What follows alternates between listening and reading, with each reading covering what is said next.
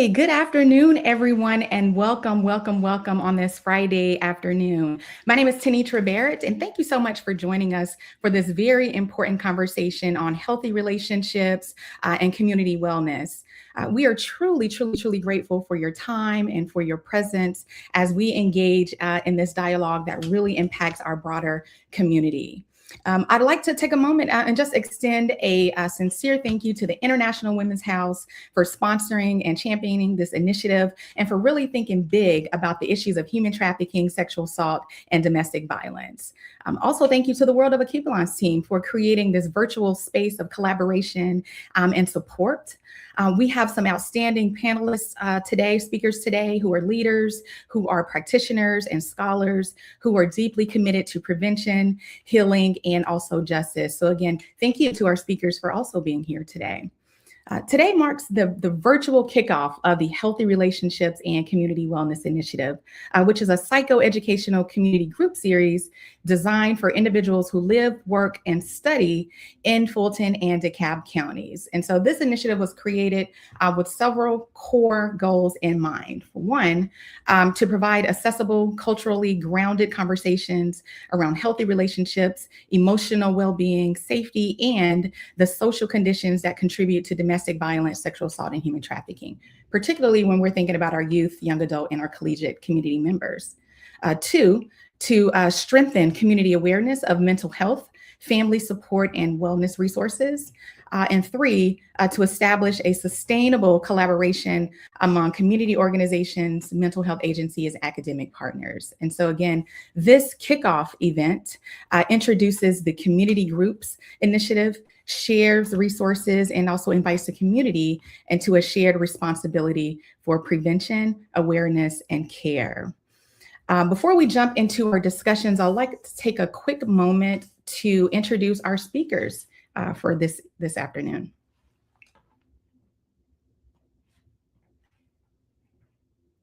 Yes, please.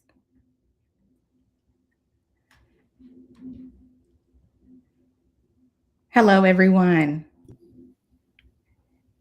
Good. So first, we have Miss Jennifer Neal Clark, who Esquire, who serves as the Executive Director for International Women's House. She has 2 decades of experience where her career integrates legal advocacy, clinical insight, and systems reform. She's a former Executive Director of New York City's Administration for Children's Services Division and Family Justice. Next, we have Ms. Turquoise Allen, who serves as the founder and CEO of the Wall of Restoration, which is a Georgia-based 501c3 nonprofit dedicated to holistic mental health and wellness for youth, families, and communities.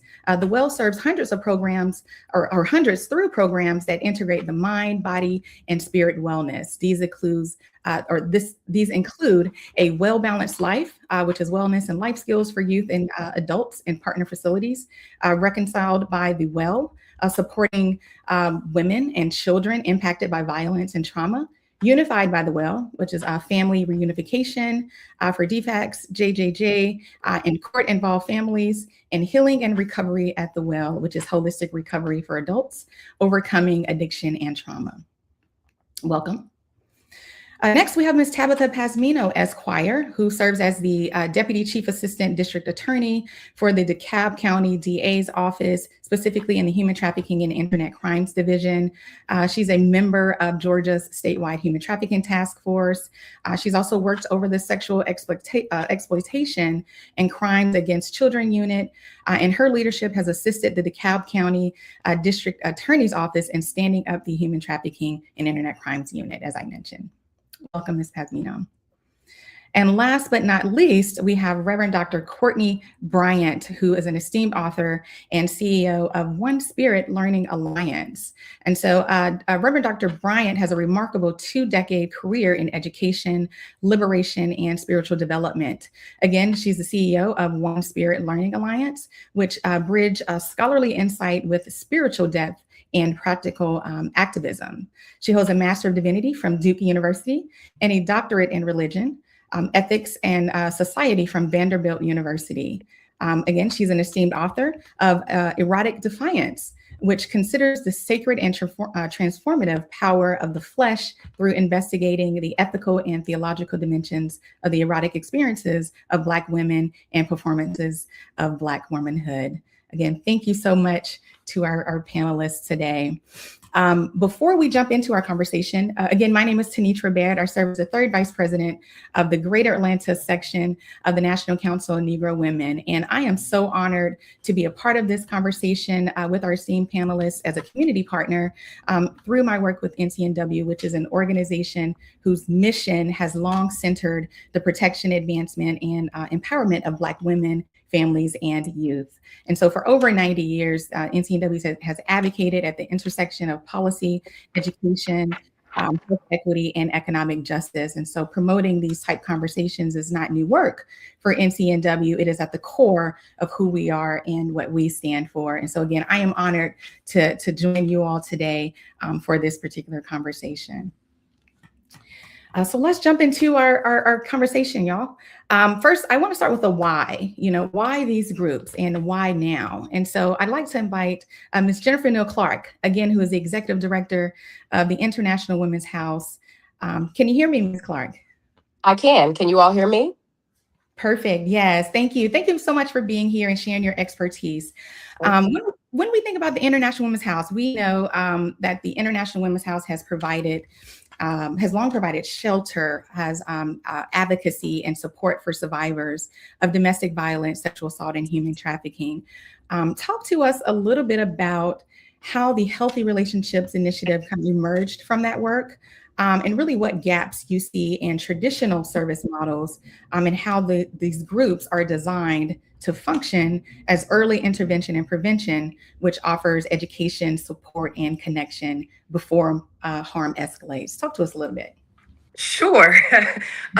I will start by introducing international. Thank you for the introduction of International Women's House. And this agency really was founded to promote wellness by responding to women and families who are in active crisis. And we provide emergency shelter, victim advocacy, stabilization for survivors of domestic violence, sexual assault, and human trafficking, particularly those with marginalized identities who often faced a heightened risk of exploitation. Our shelter and outreach teams work in close partnership with hospital advocates, community-based providers, and colleagues within the offices of the district attorney and solicitor general. And collectively, we encounter clients during moments of acute vulnerability, when their safety has already been compromised, when injury has already been sustained, when families have suffered disruption, and they're actively navigating the consequences of violence. And that's what's required to meet our eligibility criteria for services, with the goal of treating the aftermath, but not per se the conditions that allowed violence to take root. At IWH, we know that the need for crisis intervention is undeniable. In 2025 alone, IWH served a total of 1,469 clients in response to their crisis calls. We provided 4,539 bed nights within our shelter that houses up to 7 families, 21 individuals at any given time. Yet, even with that level of effort, we were still forced to refer out survivors due solely to our deficit of shelter capacity. And this reality, it reflects a much larger truth that Atlanta, as is likely the case with other cities across the United States, we lack the downstream resources to meet the scale of harm once violence has already occurred. What that tells us is this: that while crisis response is essential, it is not sufficient. When we look more closely, domestic violence, sexual assault, human trafficking are not isolated incidents. They reflect a broader public health crisis that's shaped by gaps in education, prevention, and culturally grounded, accessible supportive resources. So for me, as a survivor and a therapeutic justice practitioner, I've seen firsthand how silence compounds harm. We've all heard messages like, keep your business to yourself. What happens in your home stays in your home. Don't air your dirty laundry, right? But these messages have the potential to do real damage. They discourage people from speaking up. They isolate individuals during moments when they may need the most support. So silence doesn't just protect privacy, it also protects patterns of abuse and it shields harm doers from scrutiny. But what could happen when we stop asking people to quietly endure their suffering and instead invite open, honest dialogue in safe spaces where folks can name what they're experiencing without fear or judgment? And that's where the healthy relationships groups come in. We're saying, hey, let's talk about it. We have an amazing curriculum developed by Turquoise Allen of the Well of Restoration being offered in DeKalb County and adapted for Fulton County. Uh, these groups, they're designed as an upstream prevention and early intervention strategy. And they reflect a restorative vision to interrupt harm by responding preemptively and holistically to strengthen families and to engage individuals, preferably before their harmful behaviors become habitual, normalized, and ultimately criminalized. So that's really, I hope I've responded, Tanitra, to the why. Why not? Why not now? Yes, yes. Thank you so much for that. I know that I mentioned earlier, I'm just so thankful for the vision, right, that you all had at International Women's House to think big about this, right? And so thank you so much for the work that you continue to do at the International Women's House. Thank you so much for that. I want to, looking from a clinical lens and a facilitation approach, I want to turn to you, Ms. Turquoise Allen, the CEO of the Well of Restoration and also a lead DeKalb facilitator. And so as a board certified psychiatric nurse practitioner and trauma professional, can you talk to us a little bit about your clinical approach to facilitating these groups and how trauma responsive, culturally grounded psychoeducation differs from traditional therapy? Yes, yes. Well, early in my clinical work, I began to see a lot of different patterns that really deeply unsettled me. I would prescribe medications, they would engage in therapy, but, and even be compliant with all the treatment plans and all the things that we would do, right, in that outpatient setting. Show up for appointments, but still they seem to come in very empty, like there were issues that were unresolved, like they were still searching for like meaning. And there was this kind of revolving door. New diagnosis, new medication, new interventions, different therapists, hospitalization, outpatient care. But the pain from what I saw was never fully resolved. And so that forced me to sit down and kind of ask hard questions, do more research, go back to school.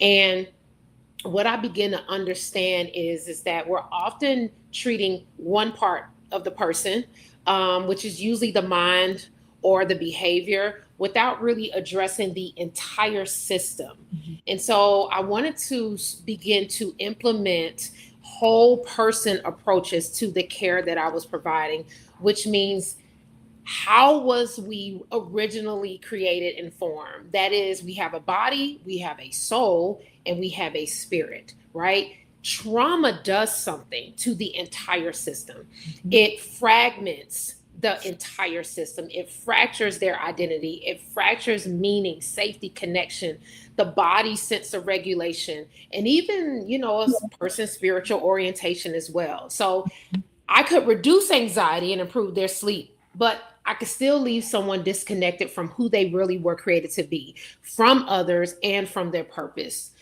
Trauma doesn't just affect the mind. I think that's really important for us to understand.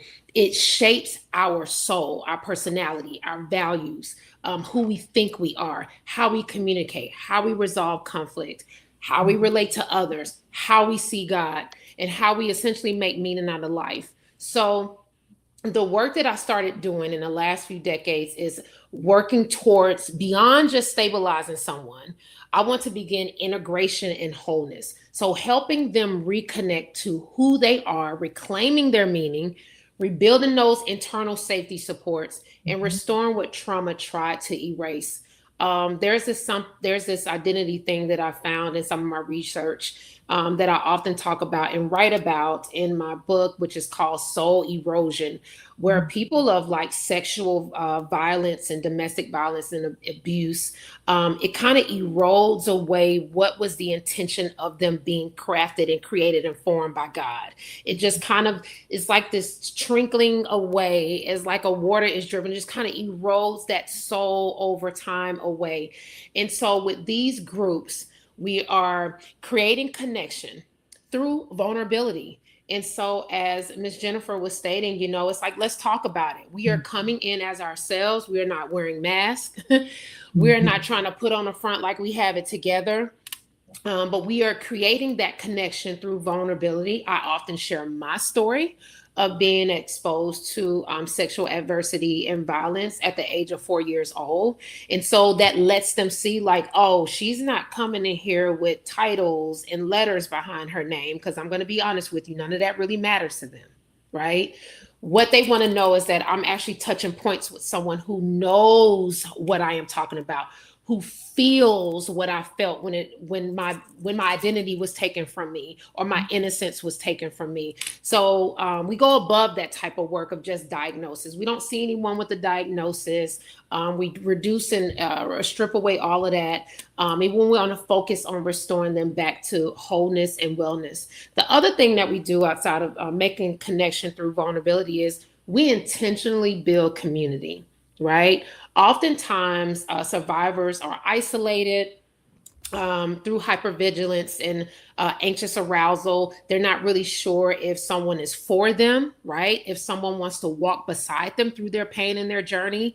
And so we create these safe relationships in groups and spaces where they can share the common stories or even different stories, be honest, open, transparent, right? And still maintain dignity and respect without feeling ashamed, keeping those secrets, keeping things in the dark that really need to come out in the light. And so the hope and the prayer about all of this, right, is that they can sense I am not alone. There is nothing wrong with me for how I have responded in the way that I have, because essentially I was just trying to protect myself. So that is the clinical lens that I bring, is I bring, of course, my past experience, but what I found in my clinical work, my research evidence. I bring my story, and I also bring just an open heart to receive people and walk in this journey of healing with them. Yes, thank you so much for that, for really diving deep into your, that clinical approach. And I love how you talked about that trauma and how that really shapes us. And so thank you for sharing your approach for these particular groups. I want to turn to Ms. Tabitha Pazmino. You currently serve as the Deputy Chief Assistant District Attorney with the DeKalb County District Attorney's Office. And so for many of us in the community, human trafficking really still feels abstract, right? And so from your lens, from your perspective, how is human trafficking, particularly when we're talking about sex trafficking, legally defined, right? And then a second part to that is, how does it intersect with domestic violence and sexual assault? And what is your approach with that particular work? A lot of good questions on that one, right? But yes, human trafficking, how it's legally defined in the state of Georgia, is subjecting or maintaining another person in labor or sexual servitude, right? I could probably go on for about an hour or so if I wanted to get into all the legal elements. But to think of it in more simpler terms, it's exploiting another person through forced labor or commercial sex. And I often get asked, what is commercial sex? What does that mean? And commercial sex is sexual acts or conduct that is being exchanged for something of value. Every time someone hears the word value, they automatically think money. And yes, that is a component, but it doesn't have to be money. The value can be housing, transportation, providing food or shelter, and using that in exchange for some type of sexual act or forced labor. And in Georgia, when we are looking at sex trafficking in the context of adults, we are looking to see, was that adult tricked, manipulated, coerced to engage in sexual conduct? If they were, they're a victim of trafficking. Now, if we're analyzing or interacting with a case that potentially has a minor involved, it's a little bit different. We're not looking for the same coercion or deception tactics. We're looking to see, is someone providing, are they supporting, or benefiting off of the fact that the victim is engaged in commercial sex? If they are profiting, benefiting, helping, encouraging, exploiting in any way when it comes to a minor, that is trafficking. And they can be held liable for a serious period of time for that crime. Because what we are really at the core of it all looking at is someone taking advantage of the individuals, is someone exploiting them and their trauma for commercial sex. And you asked, how does trafficking kind of intersect with domestic violence and sexual assault? I'm glad you asked that question, because the three things that they all have in common is that it all begins with some type of relationship, some type of formal personal connection. It's not what we often think of or what's depicted in society as the stranger down the street that we don't know, and suddenly it's like a dramatic kidnapping. That's not what typically it looks like. Right. It's the neighbor that you may encounter as you walk your dog or check the mail. It's a family member or a caregiver trading or maybe selling a minor for financial gain. It's even a romantic partner who may present as caring and loving and protective, and then slowly starts to use intimidation and humiliation to devalue their partner or to threaten them or even cause harm. And the end of it, the result is they're trying to keep them in a state where they feel that there is no escaping from, that they cannot exist without them. And so what really connects all of them is the cycle of control, right? It's isolating someone from support, making them feel that it is impossible to leave. And so what is our approach, right? As the DeKalb County District Attorney's Office, right? We're responsible for upholding justice, making the right decisions when we prosecute or move forward with a case. That is why training, awareness, and education, it is so important, not just among community organizations, but in government agencies, in prosecutor offices. Our office recognizes that. We recognize that it is important to keep up to date with how these instances impact victims. What indicators should we be looking for when cases present themselves a little differently than what we expect, right? And so our office understands we need to sometimes meet victims where they are. They may not be in a situation where they're quite ready to seek help. They may not be ready to identify themselves as being exploited. And so we have to find other ways to gather information from them, not be accusatory, not be judgmental. And it's why in our office, we actually created a victim assessment form. And as part of that form, there are questions tailored to identifying possibly trafficked victims. Everybody in the office who interacts with the case is familiar with this form and familiar with these questions. And they are taught to kind of find a way to ask those questions in the conversations that they have with victims or individuals in their cases. And if there's any indication that the question is a yes, right, that there is a possible indicator of human trafficking, they refer it to our unit, our team reviews it, and we further investigate and evaluate what is actually going on in this relationship. And so I am proud to say that since the office has implemented that internal referral process, we've received over a dozen referrals, and about half of them have ended up being identified as having a human trafficking component, even though they came in as a domestic violence or sexual assault case and not initially as a human trafficking one. Yes, thank you so much, Ms. Pasmino, for sharing your perspective as a district attorney with the DeKalb office. I have a follow-up question for you. When we're talking about as far as how trafficking actually shows up, can you help us understand how trafficking most commonly presents in real life, and then how those individuals who become involved, the tactics that they use, and then why they do not initially identify themselves as being trafficked? Can you share a little bit on that?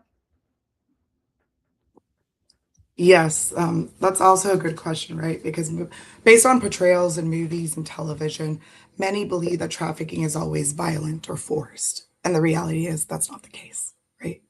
Um, uh, yes, can it happen? Sure. But that's not what trafficking typically looks like in our local communities in the state of Georgia. It's more of a slow introduction into exploitation. It begins with someone offering help. Honestly, it shows up in the quiet corners of our lives because traffickers rely on manipulation and control, not just violence, right? Like I said, it can be a new romantic partner taking advantage of a person's substance abuse or mental health and then using it to coerce them into a life of sexual servitude. It could be someone offering a job opportunity, housing, transportation, and not being transparent with what is truly attached to it, thrusting them into a life of forced work. It could be a friend of a friend promising childcare or construction work. That's really what it looks like. And the reason it's important to know that is because traffickers use certain tactics to get individuals into this life, right? They build trust, they act protective, they make promises, false promises, such as a better life or more stability, and then they isolate the individual from friends and family and society. They take control of whether their finances or even identity documents if they don't have status in this country. And then, and sometimes it even escalates to threats of harm or actual harm. And they use these tactics to create dependency so that the victim, the individual in the situation, would feel that they cannot exist without the trafficker. And it's Yeah. important to identify this because an individual in this situation is now feeling isolated, right? Right. They're possibly experiencing emotional or physical abuse. Their pain is being minimized. They're being blamed by the trafficker for what is happening. Mhm. And if they don't comply, they are more risk of harm. That is trafficking. That is what we are saying day in and day out in our local communities. And now, every situation is unique when it comes to helping victims and that are in this situation. Often people think they want to be rescued, they want to be removed from the life, but it's really not that simple. Right. Sometimes it takes multiple recoveries, multiple instances of people supporting them and being behind them to get them out of that life, to really get them help. Because they are dealing with fear, isolation, shame, among many other factors. And that is why they may not seek help. That is why they may not see themselves as a victim. And one instance I kind of like to tell people that's really telling of where a victim is sometimes and how you have to meet them where they are is that Mhm. in our role, we handle a case involving a minor. She is now an adult, but at the time of her offense, she was a minor. And she did not have a stable housing environment. She was just honestly trying to survive, trying to find transportation, trying to find a place to be safe and stay home or have housing. She encountered someone she knew from an area where she was from, and that individual offered her transportation. And she was just like, great, I finally have transportation to get where I need to go. Unfortunately, what ended up happening from that situation was that she was assaulted by multiple individuals. It was recorded and then it was published to a pornographic website without her permission, without her knowledge. And in meeting with her and in preparation for prosecuting those individuals and talking to her and just hearing her and her thoughts and what she wanted to see with the case and how it should resolve, she told us from the words of her mouth, on a scale of 1 to 10, what happened to me? It's probably a 5. And she said, and it's not the priority in my life right now. And I think that is just truly telling of Yeah. sometimes where our victims are, the things that they experience, and how, in a way, they've found a way to just kind of like compartmentalize it because they have to keep going. Yes. Thank you. Thank you so much for sharing that. I think you spoke volumes. I think you said a lot. And I think I hope our community will be able to, to take heed to a lot of that information. So thank you for the work that you continue to do as a district attorney, and doing that work for sexual assault, domestic violence, and human trafficking. Thank you so much for sharing that experience and your expertise. I want to turn to Reverend Dr. Courtney Bryant, looking at this from a historical and spiritual dimensions of exploitation. And so as a womanist scholar, minister, and ethicist, can you speak to us a little bit about how the historical exploitation of Black and brown bodies has impacted not only physical safety, but spiritual integrity, identity, and meaning? Talk to us a little bit.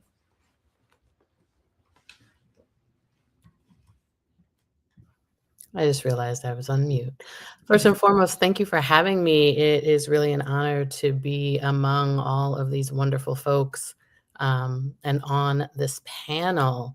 I heard a lot of really fantastic information and was starting to hear the linkages. And so I want to talk for a moment about exploitation and how exploitation, particularly of a person's body, results in what we scholars call dispossession. And this is the process by which people lose control over their own bodies and their own personhood, usually under the threat of violence or violence itself. And because I'm a womanist scholar, we tend to begin from the vantage point of Black women and their experiences. And so we often use the example of chattel slavery as an example of dispossession, in that Black people's freedom was violated. Their right to their own bodies was violated.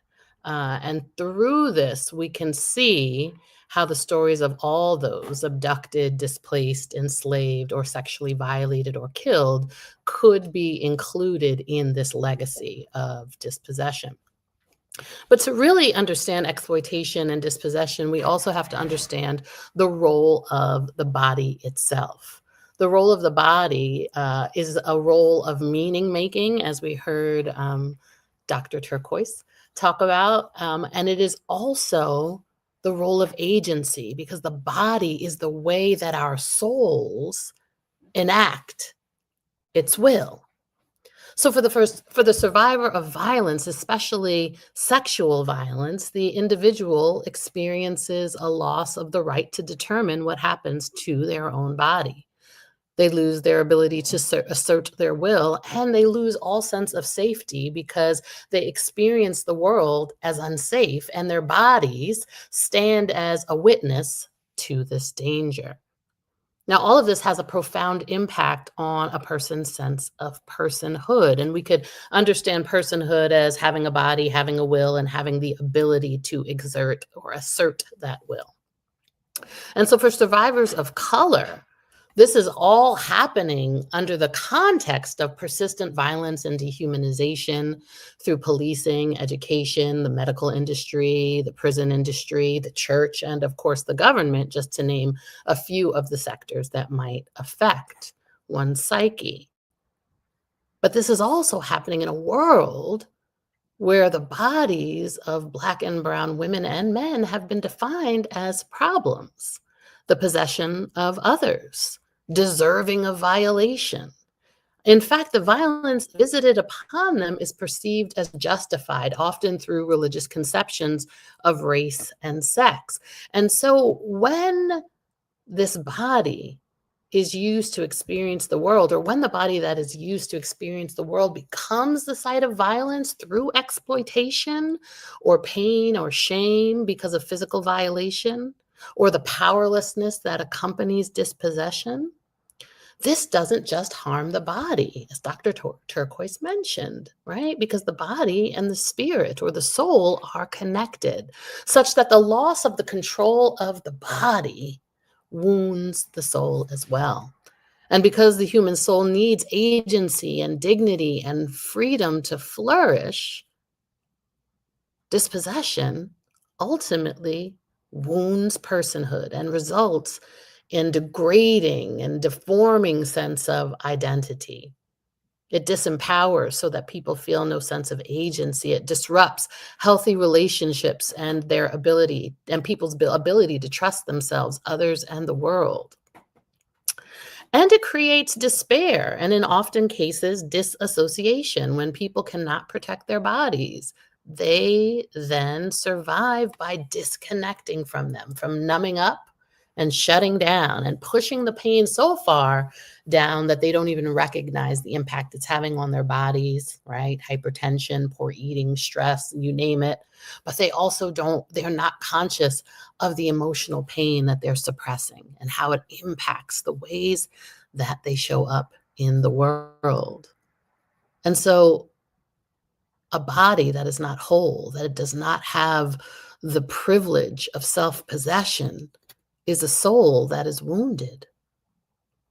And that soul that is wounded can only be reclaimed by that sense of repossessing that which has been dispossessed. And I'll talk more about that as we continue.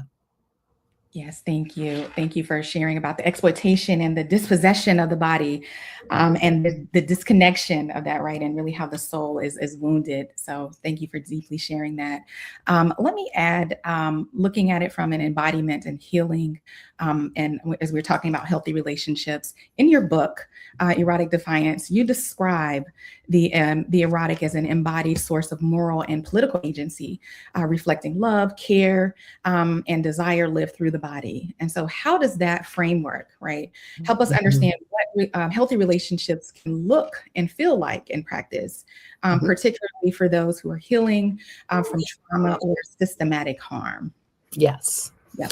So our bodies are how we act in the world, right? We always have to bring it back to the perspective of bodies, because if that's how we act in the world and it's also how we experience the world, our actions shape the world, and the ways that people act upon us shape how we understand our identity. And so we can use this power to create goodness through our relationships and actions, or we can use it to cause harm, right? To devalue and to dispossess one another. Now, the erotic, as I understand it, is a sacred bodily power. It is how love, connection, and meaning move through us and between us. And this happens, right, through our power of touch, our power of presence, and our power of relationship when we relate to one another, and the impact our embodied being has on another. This is what we would call the haptic, right? Now, the haptic works through physical interaction, right? How I touch a person, how I engage them physically, my proximity to them, and also the ways that our bodies are handled and perceived. So our bodies help shape others understand the world and themselves within it. And the same is true in reverse, so that the way we touch or relate to and represent one another teaches people who they are allowed to be. For example, when someone is met with respect, care, gentleness, and love, their experience teaches them that they matter, that they are worthy of dignity, right? But when someone is met with violence, neglect, suspicion, or repeated disregard, that experience teaches a different lesson.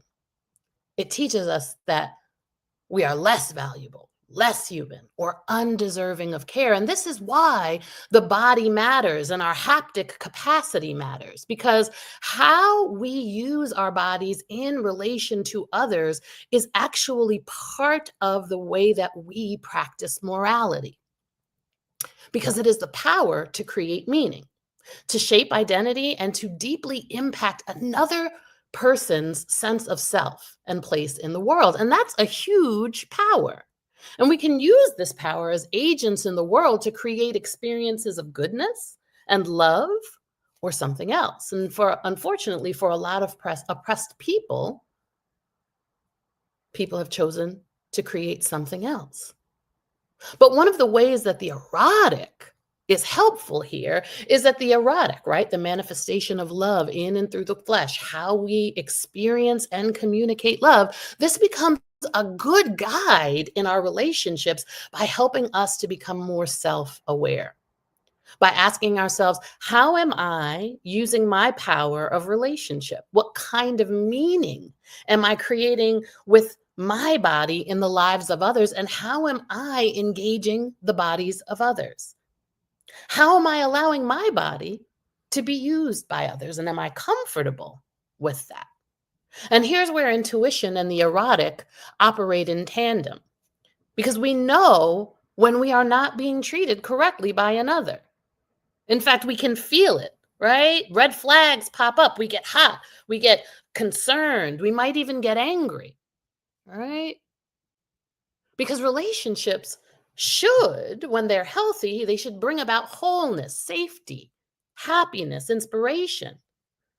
Womanist scholars suggest that the erotic is often accompanied, right? That manifestation of love in and through the flesh is often accompanied by a sense of justice, a sense of freedom and dignity. It makes people feel more grounded in themselves and full. And so, in this way, we can use the erotic as a litmus test for healthy relationships. And the criteria is clear. If we're feeling uncomfortable, if we're feeling a sense of injustice in our relationships, if we're feeling a sense of distrust, dispossession, then this is a problem. And we've got to listen to our intuition. But listening to that intuition can become very difficult because, in actuality, our society teaches Black and brown women and men not to heed their intuition, right? To move by the powers and the laws of society as opposed to that original narrative. And I love how I keep calling you Dr. Turquoise, but it's really Dr. Allen. I love how you were talking about the erosion of the soul, right? The erosion of the soul happens when we remain in these kinds of relationships, when we don't heed those red flags and we persist because we need the shelter, we need the transportation, but all the while, there's an imbalance, there's an incongruence and a lack of alignment in what our souls long for, what our wills desire, and what our bodies are actually able to experience and manifest. Yes, thank you so much, Reverend Dr. Courtney Bryant. Really, your description of how, that erotic, right, as an embodied source of moral and political agency. Thank you for delving deep into that. Let's go back to Dr. Turquoise Allen again, and let's talk about the curriculum as prevention. And so the Healthy Relationships curriculum that you spoke about previously includes emotional regulation, body awareness, identity, boundaries, and environmental stressors. And so how do these elements work together to promote prevention, helping the participants recognize red flags and interrupt harmful patterns before they escalate? Yeah. I was just going to tell Reverend Dr. Courtney, I was about to get my tambourine out, because listen, I heard it. I heard the Reverend. Okay. I love it. Yes. Yes. I love it. The start of it all, honestly, is self-awareness.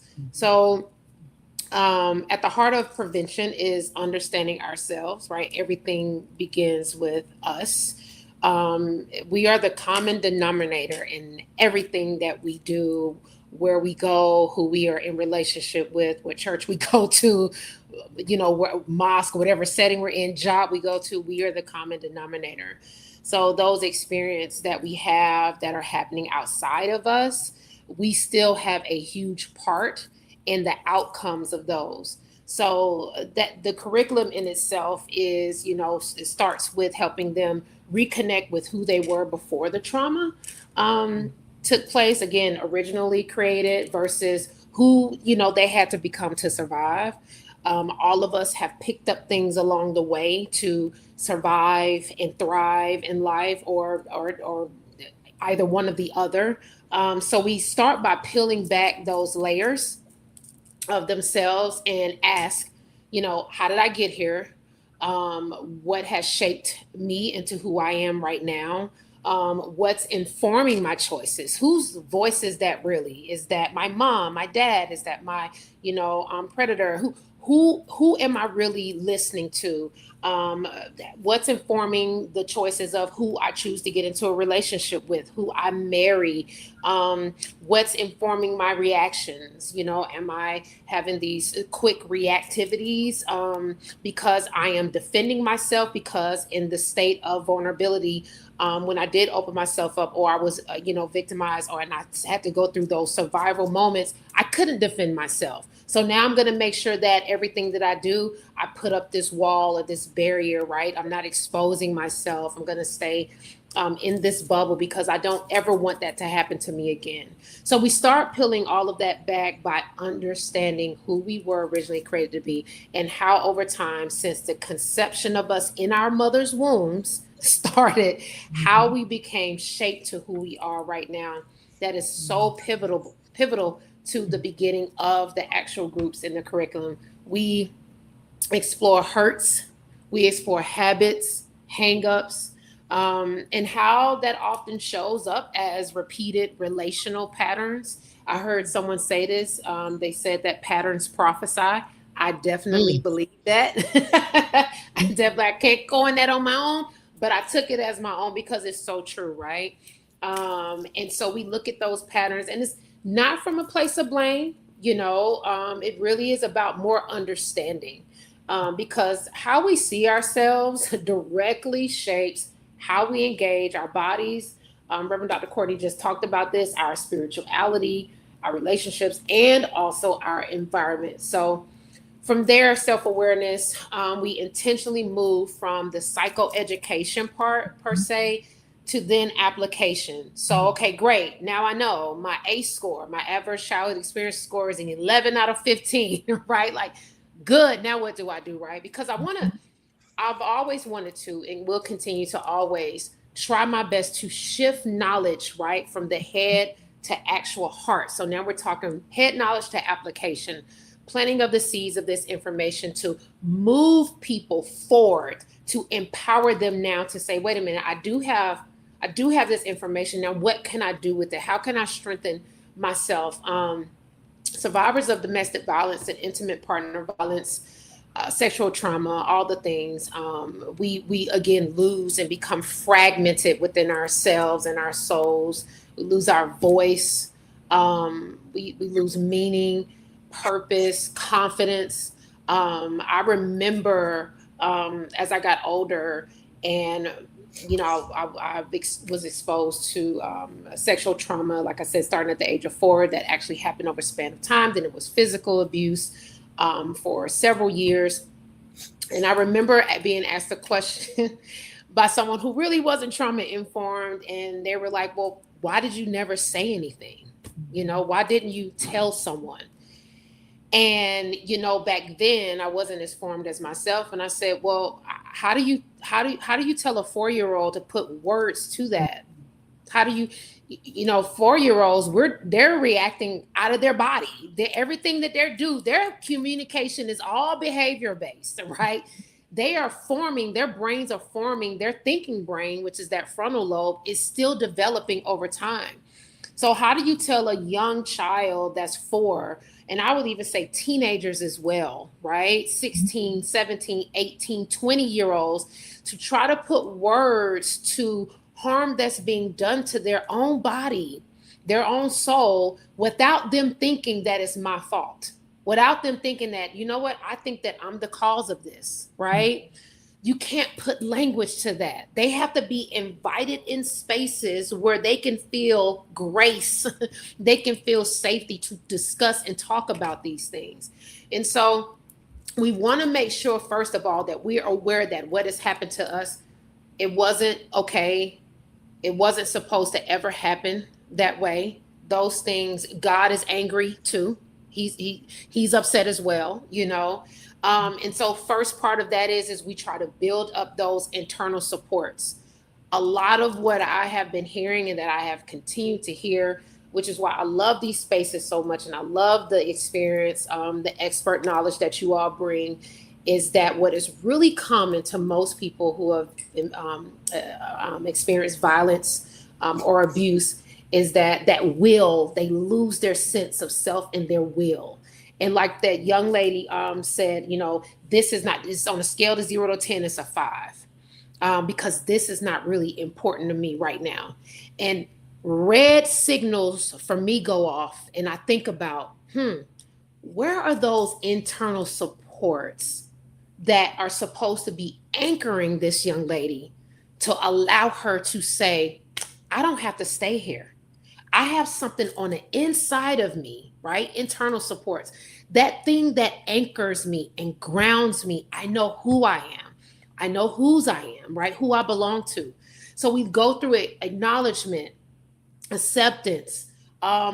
We have to go through grieving what we lost, right? Grieving what we lost.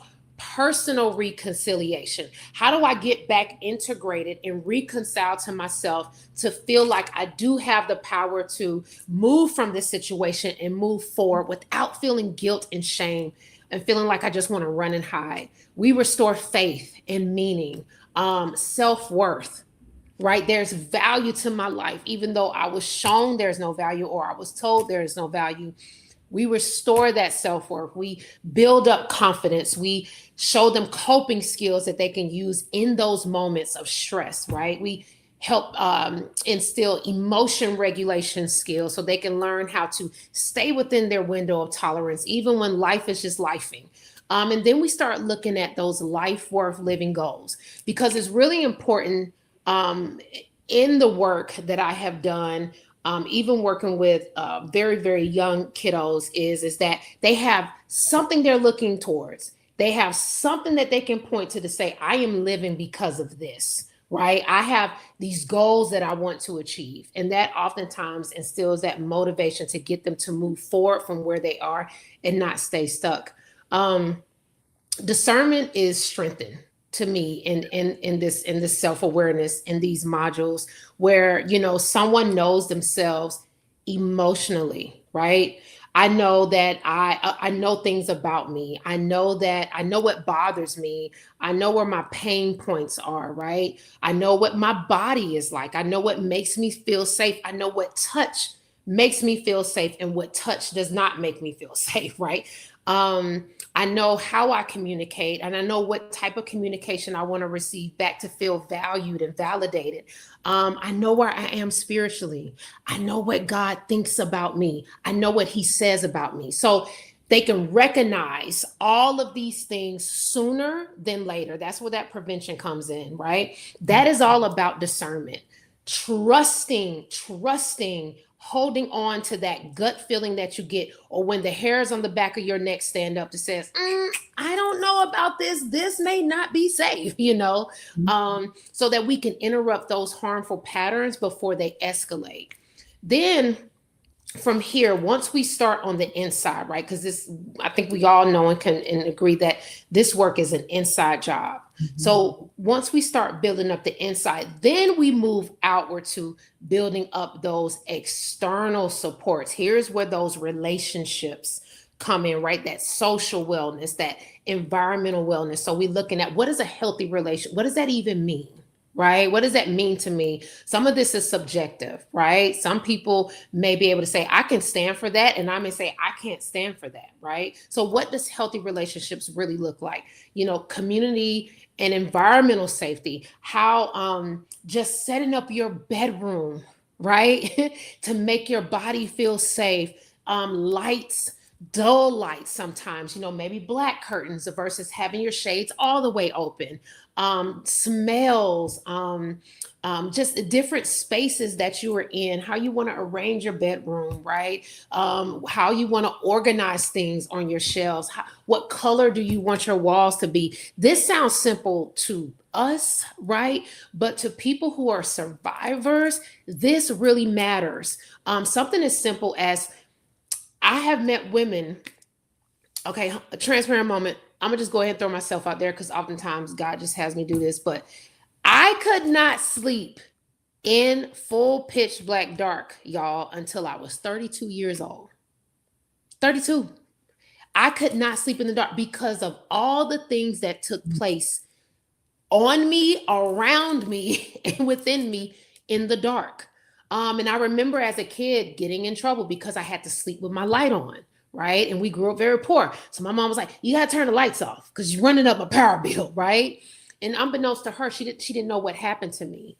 So little things like that, right? Getting them to move into safety starts with those small little tweaks in our own environment. So prevention is just not about avoiding harm. Y'all, life is going to happen. We're going to meet people who are not for us. But it is definitely about building a lifestyle of wellness, agency, and recovery. And that's what's going to really sustain that long-term change. Yes, I almost grabbed my tambourine again because you all are preaching. Preaching. Thank you. So thank you for walking us through that. The emotion regulation, body awareness, self-awareness. I think the one thing that I loved when you said that,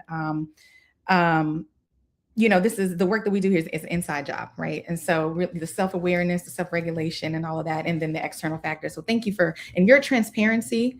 I mean, I think I can't even sleep in the dark now, but, I just think, thank you for sharing that and, walking us through what that curriculum is. And hopefully our community members will take that information and definitely be interested in joining this safe space for support as we continue to talk about this. So let's move to, let's talk a little bit about the Atlanta context and the community responsibility. So I'm going to shift back over to Ms. Tabitha Pasmino, again, the district attorney. And so we know that, we've heard that Atlanta is often cited as a hub for human trafficking. And so why is that the case? And then where is trafficking most prevalent? And what role can families, schools, faith institutions, businesses, and even service providers play in recognizing, reporting, and interrupting this cycle? Yeah, that's a good question. And, I have the pleasure of working for District Attorney Sherry Boston. Don't want to get me in trouble at work, but no, I'm so grateful to be a part of her office. But when often Atlanta comes up in the conversation, as this big trafficking hub, and often you'll hear people throw out, oh yeah, isn't it number one?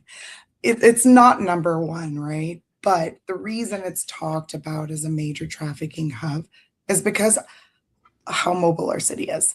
And of course, yes, we have the world's busiest airport. We have multiple major highways that surround that airport, surround the metro Atlanta area. And can trafficking and does trafficking occur because of that? Yes, there's an ease of constant movement. It's why we are always brought up in these conversations. But remember what I said earlier. Trafficking in our local communities isn't necessarily what we think of the transportation and travel through the airport being brought in from a different state or another country. The reality is Georgia has multiple vulnerable populations. We are, especially in Metro Atlanta, we are a growing city, growing every day. I know everyone knows that just by the traffic that they have to sit in. It feels like, the traffic is getting worse and worse. But we have multiple vulnerable populations, to include a steady unhoused population, immigration and refugee populations. And just because someone belongs to that population does not mean that they are being trafficked, right? Mm-hmm. But remember, traffickers are looking to exploit and take advantage of people's life circumstances, of their vulnerabilities. And so this is why Atlanta has kind of always been in that conversation as a trafficking hub. But it is also why, as a community, we have to take an active part in educating ourselves and the people around us. We as a community play a very, very important role in disrupting the cycle of exploitation.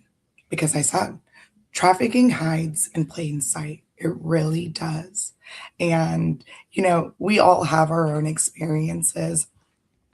I know that Dr. Turquoise, Dr. Allen, she was explaining earlier, kind of like that feeling that you feel when you just know something isn't right. We know and tend to notice when something isn't right. when something feels off. We may not be able to put it into words. We may not be able to explain it, but we know the feeling. And really, as a community, it's the next step. What to do when you have that feeling? What's that next step that you can take? And part of it is educating yourself on how trafficking truly shows up in our community. Educating yourself on how traffickers take advantage and exploit people's vulnerabilities. Educating yourself on the indicators of what trafficking looks like. Because when you do train yourself, educate others, you recognize those patterns, right? That was mentioned earlier. You recognize the patterns and you realize when someone needs help. Now, do not take away from this that I am telling you guys to get the education and training so you can then go and investigate cases yourself. No, right? That is what law enforcement is for, right? That's why we have hotlines and numbers for you to call. Let the investigative agencies and the organizations familiar with that take on that role. But you need to be able to know what to identify so that you can report it or that you can offer resources to people when they need it. So what does that look like, right? You were asking us kind of like, what does that look like for faith-based organizations? What does it look like for a DA's office? What can we do? Businesses and faith institutions need to conduct trainings. That's the reality of it. And if they cannot conduct trainings internally, they need to utilize the organizations that provide those trainings. There's tons of free training on the internet, but there's tons of organizations locally that also provide it. Hotels and motels, right? They need to be involved in this conversation and have trainings. The National Human Trafficking Hotline publishes data every year on statistics that they see based on the reports they receive in each state. They have not published the data for 2025, but in 2024, in the state of Georgia, of all the reports and tips that they received, guess what the highest venue was for sex trafficking? Hotels and motels. And then the next one was residential based. Commercial sex. So it just shows you where we do need to focus on training, what organizations need to be involved, businesses, faith organizations. We also need to talk with each other, our friends, families, right? We need to find a way to incorporate schools and they're educating children, or at least the families are having these conversations with children about how a trafficker is looking to exploit their situation, exploit their vulnerability and their innocence. What it comes down to, it's just not one person's responsibility. It's not one organization's responsibility. It will take all of us to work together and help disrupt this cycle.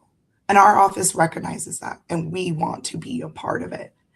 It is why we created a unit focused and specialized to identifying human trafficking cases and prosecuting them. It's also why we created a QR code.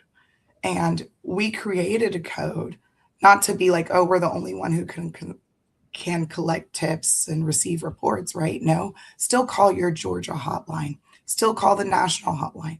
But we recognize the more, the better.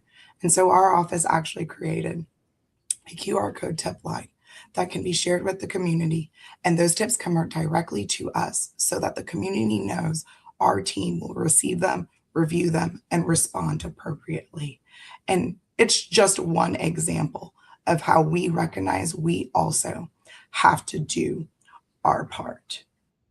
Because when we all come together, that is really the true way in how we can end and disrupt the cycle of human exploitation.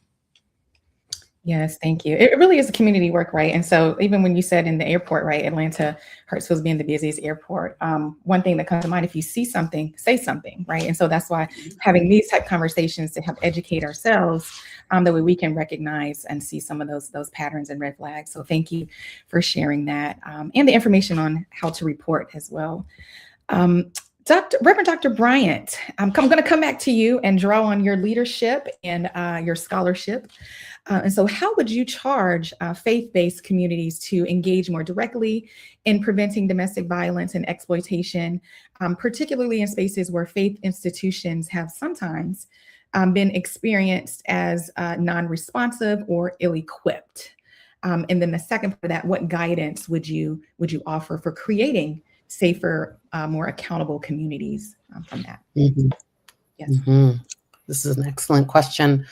I think that the church specifically, so I'm going to speak of my specific spiritual orientation and then speak about a more interspiritual orientation.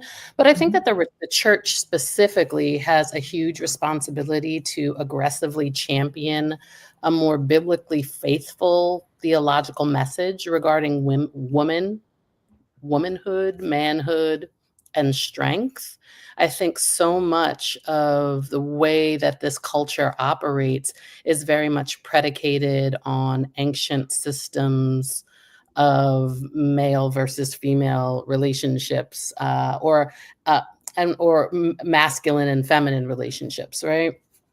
Such that to be in relationship with a woman from a Christian perspective, sadly, is to dominate a woman, right?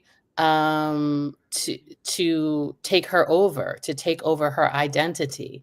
And so, as I alluded to before, this notion that a person's bodily self, that their body might belong to someone else, right? That they can dictate what happens to said bodies, is a huge root of the problem and cycle of abuse in America and the world moreover.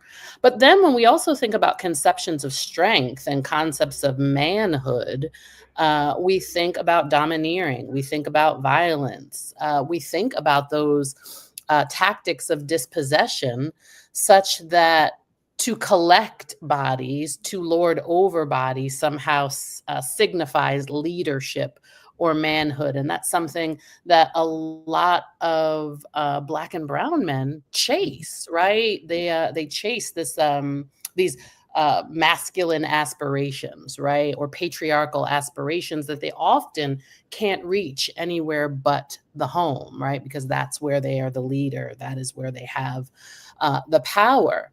And so I would love to see the church do more to change the messaging and understanding, to go back to what Dr. Allen was saying, right? Like, what was the original messaging?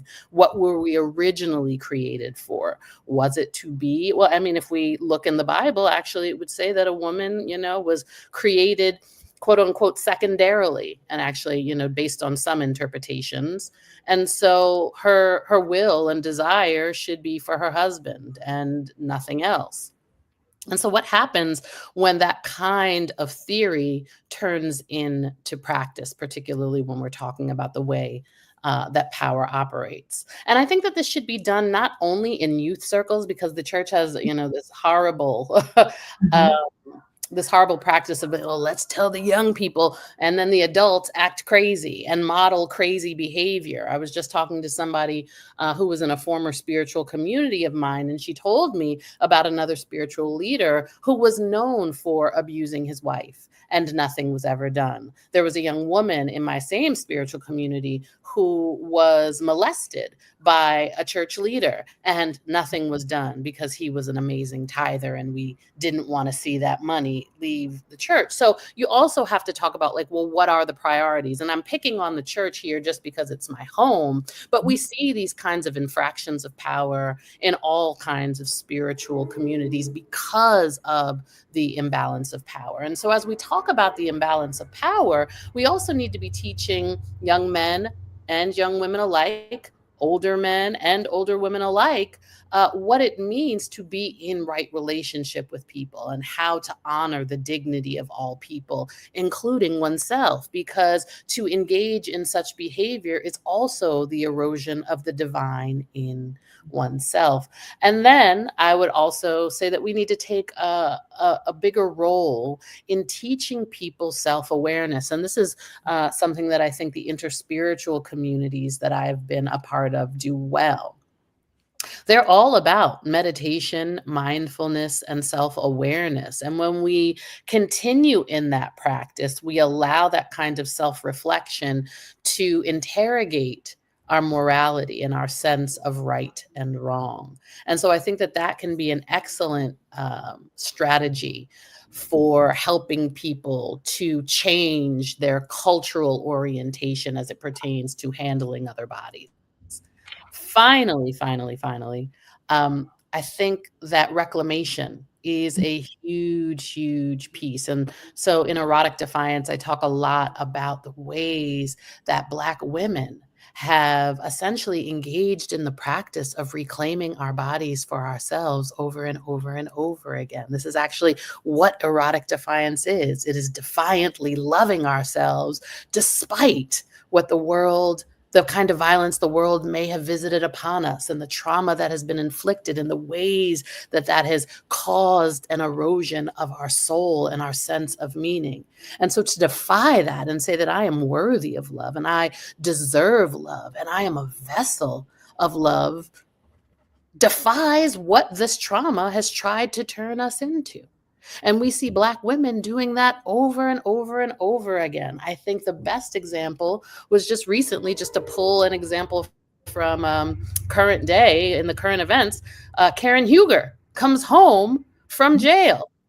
This almost brought a tear to my eye. And she comes home from jail in these braids, right? And she says that the women in jail knew how important it was for her to be perceived by the world in a particular way. So they had to get her together. They had to get her face and her hair together. And so they took the extensions out of their own hair and added it to hers, braiding it in as a community.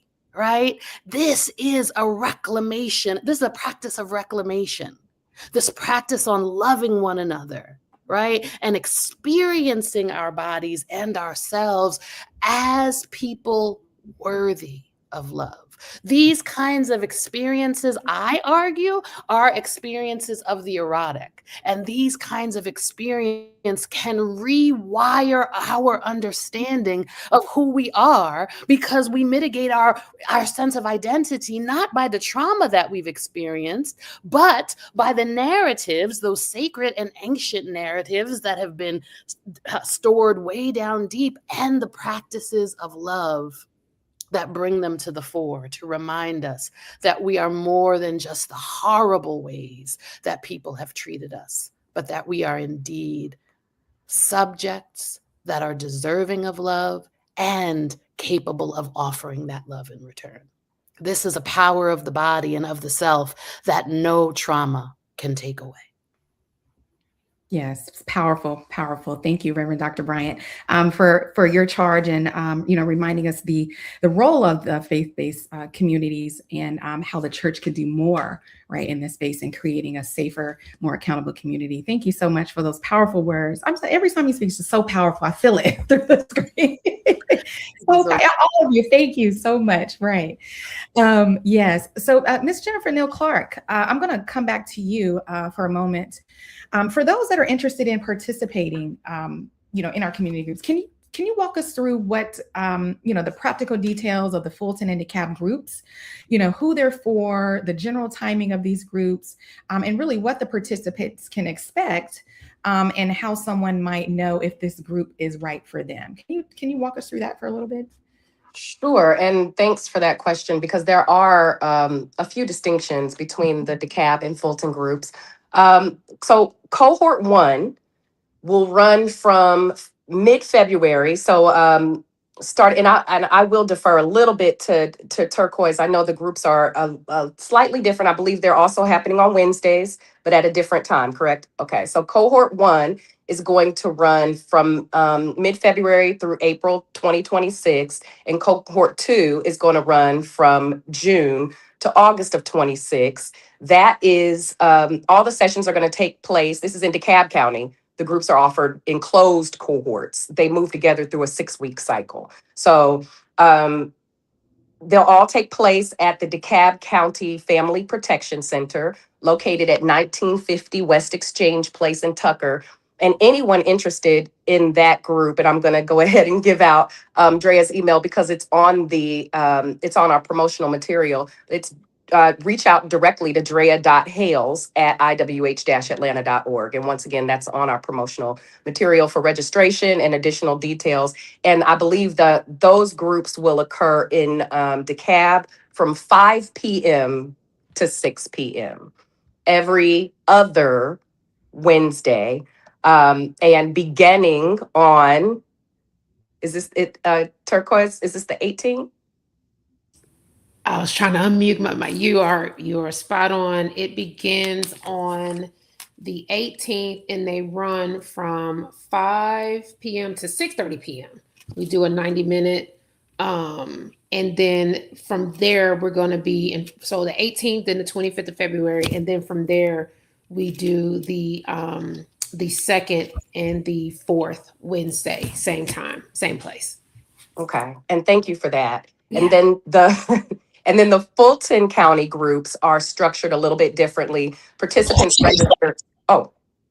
Participants register by session using the link or QR code that's provided on the promotional material, and they allow a little bit more flexibility in attendance. The groups meet at the Shrine Bookstore and Culture Center located at 945 Ralph David Abernathy Boulevard on Wednesday evenings from 6 to 7 p.m., beginning the last week in February. So I believe that is the 25th, if I'm not mistaken, the last Wednesday in February.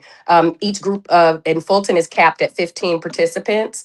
While all are welcome, the Fulton sessions are intentionally geared toward young adults and surrounding community members, including those connected with the AU Center, Georgia State, Georgia Tech, and nearby neighborhoods. The focus being at both sites, primarily psychoeducational, preventative, centered on building healthy relationship skills before harm escalates.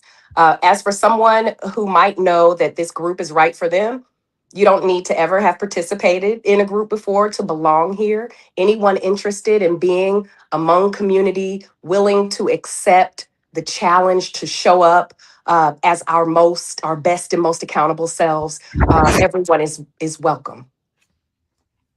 I don't know if you wanted to add anything, Turquoise, but that is, those are essentially the logistics. That's good. Okay. Thank you for sharing that. And hopefully we'll have this information, the QR code. It was on the promotional material for anyone interested to join the group. So thank you for sharing that. I will go actually back to Dr. Turquoise for a final question of the evening. Many people feel hesitant, right? Or may feel hesitant about the groups, right? And again, clinically speaking, can you demystify what actually happens in the room? How safety is established, and then why learning can occur without pressure to disclose personal trauma. Yeah, there is, and Jennifer hit on some of that. You don't have to have be on meds or have an assessment done to come to the group. It is whoever feels they need this group and want more understanding to move to a place of freedom, right, and restoration, and you can come to the group.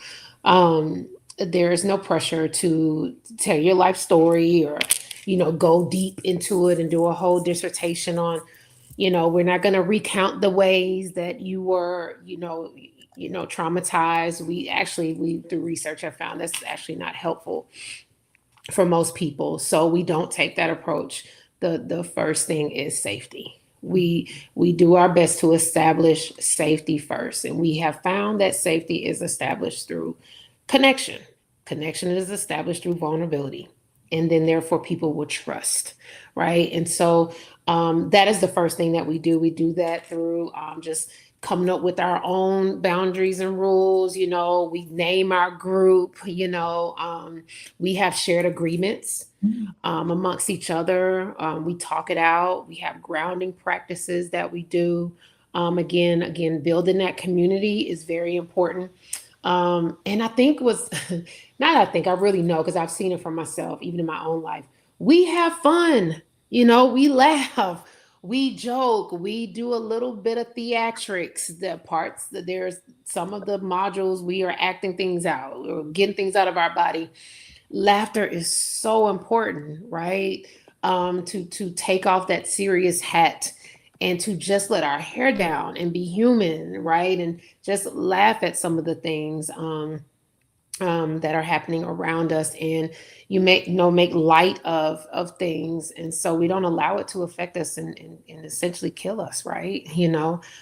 So this is not a dark, heavy space where people are re-traumatized, but we are building community. And so it's not by blood, it's by humanity, shared humanity, which is very important, so that people can feel like they belong. It's just a room full of people that don't have all the answers, including myself. But we're going to bring grace and honesty and that desire to just keep living. I know that learning happens through education and reflection. We do a lot of experiential activities. We do some, like I said, grounding work, some rituals at the beginning. But of course, they're not forced disclosure. No one has to participate in anything they're not ready to. But a lot of healing in that can happen through listening, recognizing yourself in someone else's story, or just simply being present without that judgment. So that's what the group is going to feel like. Thank you. Safe space. Thank you for that. Well, I want to thank you again to all of our panelists, our speakers. You all were amazing. Thank you for lending your expertise and for continuing to do this work in our community that is just so impactful. I think this conversation was just so informative and so powerful. So thank you so much again. As we close, I do encourage each of you in the community to take heed of this information, register, for groups, share these resources that were provided, and even continue these conversations within your families, your workplaces, faith communities, and also your networks. This is super important. If I had to leave here with anything tonight, I would say prevention begins with awareness, connection, and collective responsibility. And so at this time, again, thank you to our speakers, our panelists. I want to turn it back over to Ms. Jennifer Neal Clark, with the International Women's House for final remarks and those next steps. Thank you. Well, and thank you, Ms. Tanitra, for moderating. And just wow. Thank you. As we close, I'd like to thank our panelists for your wisdom, for your care, for your honesty. And thank you to everyone who joined us as viewers. Your presence matters. Conversations like these are how change begins. And we hope that you'll consider participating in our healthy relationship groups, which are spaces designed to be welcoming and reflective and supportive, where people can learn, unlearn, and grow in community. And I'd also like to acknowledge the sensitive nature of our discussion and the underlying purpose, which is ultimately to promote safety within our communities. So if you or someone you know is currently experiencing violence in the home or being physically exploited, you are not alone. Support is available. International Women's House offers confidential crisis services 24 hours a day, 7 days a week. The information has been scrolling on the screen the entire time. We just want to thank you again for being part of this conversation, and we really look forward to remaining connected with you all. And thank you so much. Goodbye, everyone. Thank you.